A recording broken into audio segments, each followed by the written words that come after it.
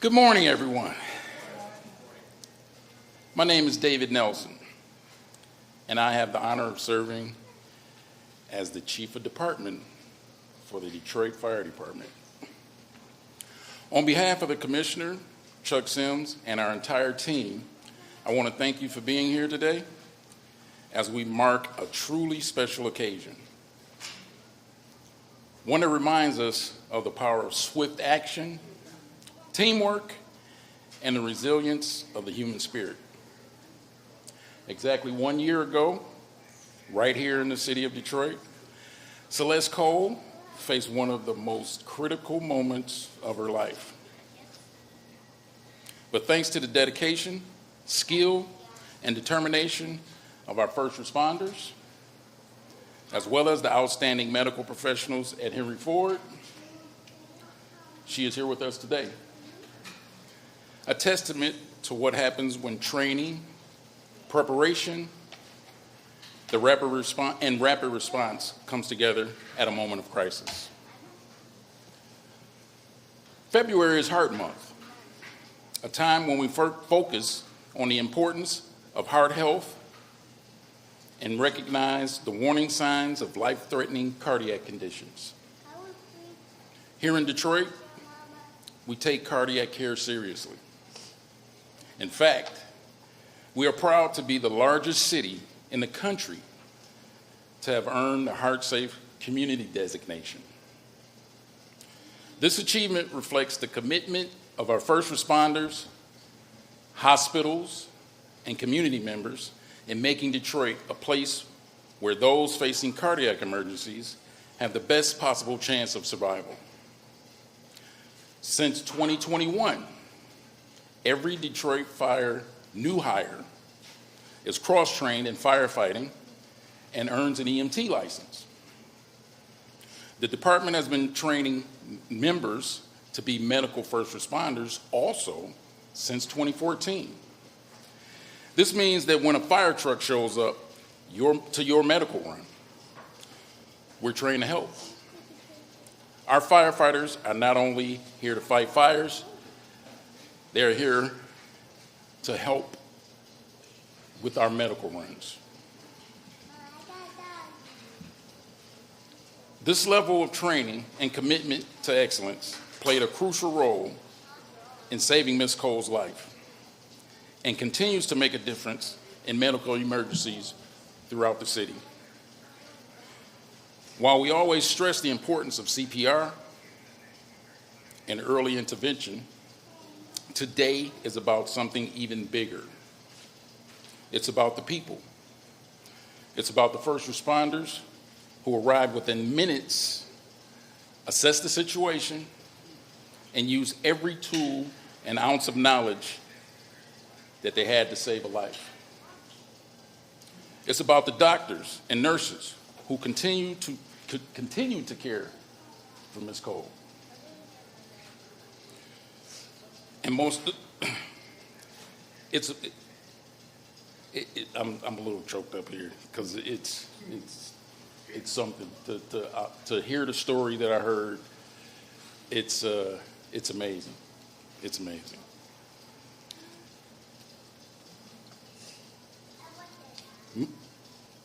These responders are amazing, and I just want to say that through the training and the temperament of our employees, having the knowledge and the skill to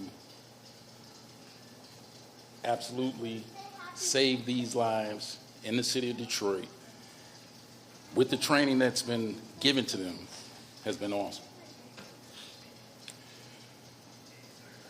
I'd like to introduce Lieutenant Matthew Pletsky, one of the dedicated first responders on the scene that day. Lieutenant Pletsky will walk you through the actions that our team took those critical moments. Lieutenant Pletsky.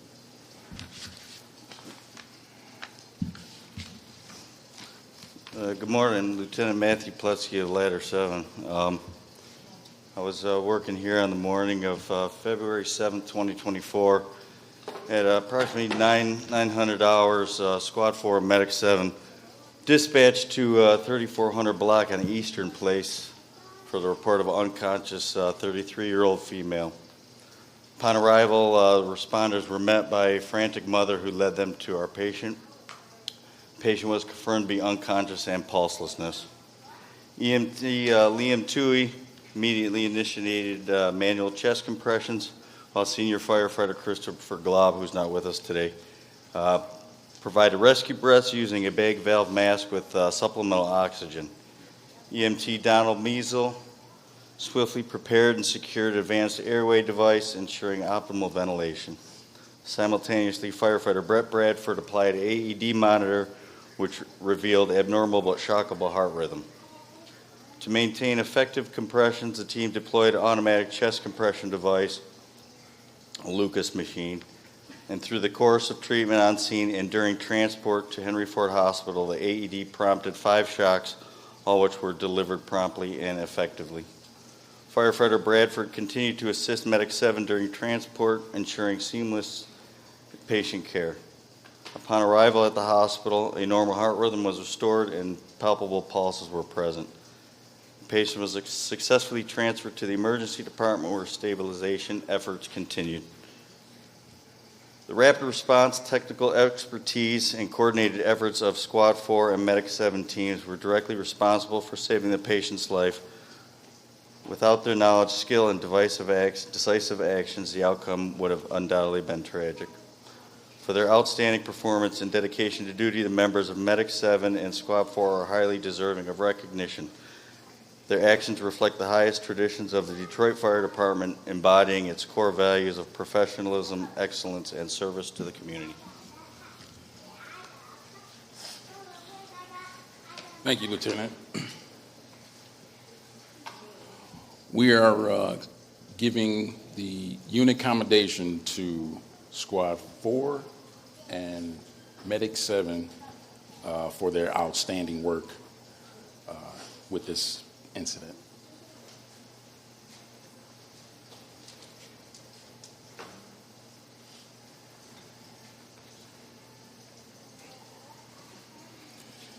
This reads, Detroit Fire Department unit citation presented to Squad 4 in recognition of your outstanding performance regarding incident 24007608 for a medical run located at 3466 Eastern Place, Detroit, Michigan, on Wednesday, February 7th.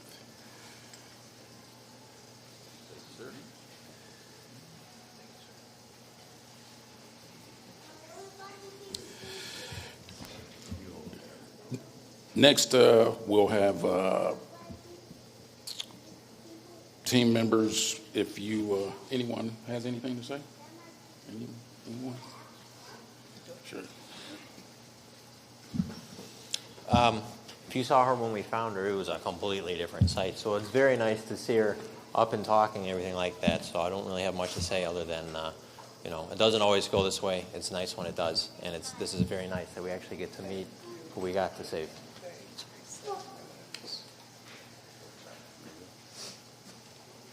Thank you. Thank you. With that, we'll have Dr. Dunn with a few words.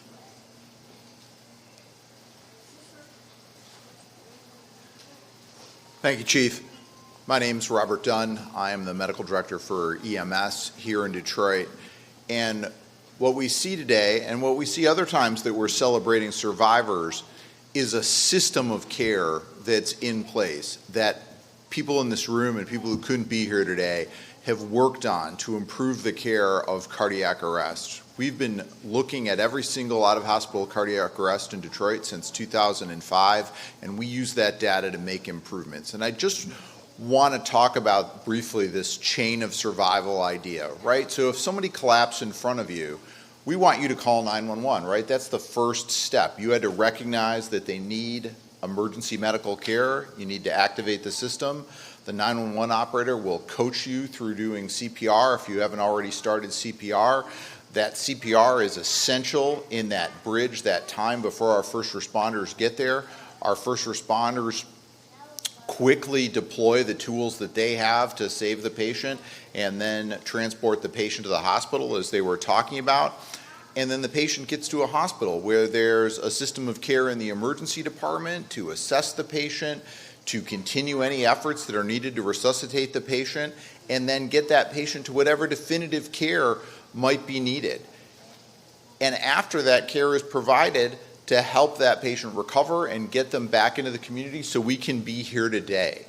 And that is our goal. And I'd like to just remind everybody, it's Heart Month this month, but every month we have CPR training going on. We want everyone to be ready to save a life, every single person in our community.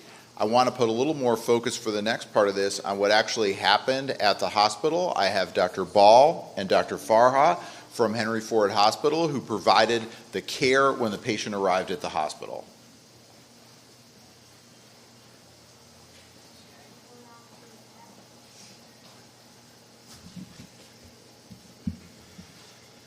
Hi, I'm Matthew Ball. I work in the emergency department at Henry Ford Hospital and with local EMS agencies. I was not personally a member of the care team that treated Ms. Cole. I'm here to represent them. Dr. Farha was fortunately able to join us. He was part of the team that helped save Ms. Cole's life. But other than that, a lot of them aren't able to join because they're working, or in some cases, they've graduated from the training program that they were completing a year ago, which is an occupational hazard with a teaching hospital. But in a bigger sense, I'm also here to show appreciation for and recognize the spectacular pre-hospital care that Ms. Cole received, and to celebrate the life that she continues to live because of that care. 1 year ago, Ms. Cole died around 9 in the morning on this date. The EMS crew that responded, that includes, as we said before, Liam Toy, Donald Measle, Brett Bradford, and Chris Glaub, they immediately sprang into action, taking over for the bystander CPR that her mother was already performing. They regained lost and then regained pulses in the field. They essentially brought her back to life before they even went through the hospital doors. She came to our emergency department very ill, but still alive. Dr. Brantley Yakey and Dr. Caitlin Richter led a team that quickly assessed, performed procedures to establish close monitoring of her vitals and delivery of resuscitative medications. And then she was shortly thereafter transferred to the ICU, where she was cared for by a dynamic team, including Dr. Ala Abu Saif, Dr. Omesh, Dr. Farha, who joins us today, Dr. Dima Ujali, Dr. Felix Nguyen, and Dr. Carl Ig. And that's in addition to multiple nurses, techs, other allied health professionals, and support staff that keep the hospital running. The team placed a pacemaker to prevent her heart from going back into that dangerous rhythm, and she was discharged not too long after that. Now, in addition to voicing my appreciation for the care team and expressing how humbling it is to stand before you, Ms. Cole, I'd be remiss if I didn't state that your ordeal underscores what we should know but sometimes forget. Cardiac arrest is not just a disease of the old and ill. It can happen to anyone at any time. And because of that, it's especially important to know how to recognize cardiac arrest and treat it with CPR. And everyone in this room, everyone seeing this, if you are not comfortable in your ability to recognize cardiac arrest and perform CPR, you really need to find a class to learn. There are many available in the city. And if you want to find me after, I can help you find one if you want. You absolutely could save a life if you learn how to recognize cardiac arrest and perform CPR. And with that, back to Chief Nelson.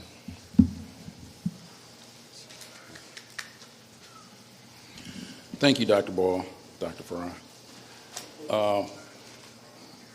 With that, I'd like to bring up probably the most important reason we're here is Miss Celeste Cole and her mother, Elizabeth.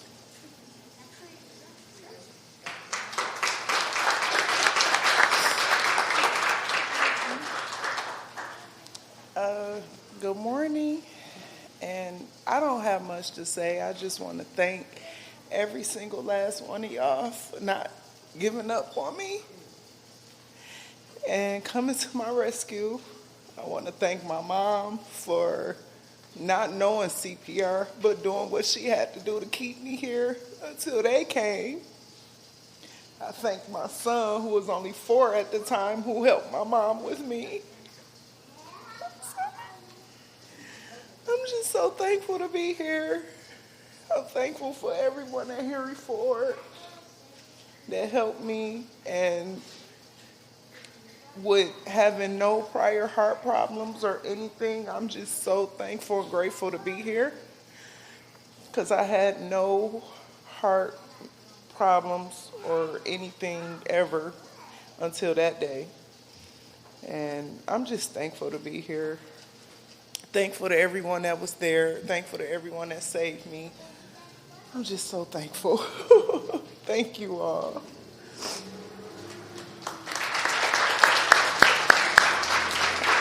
And we're thankful to still have you. This will conclude the recognition of Ms. Cole. I want to thank everyone, the media, and everyone else that's come today. Let's eat some cake. Everybody, thank you again.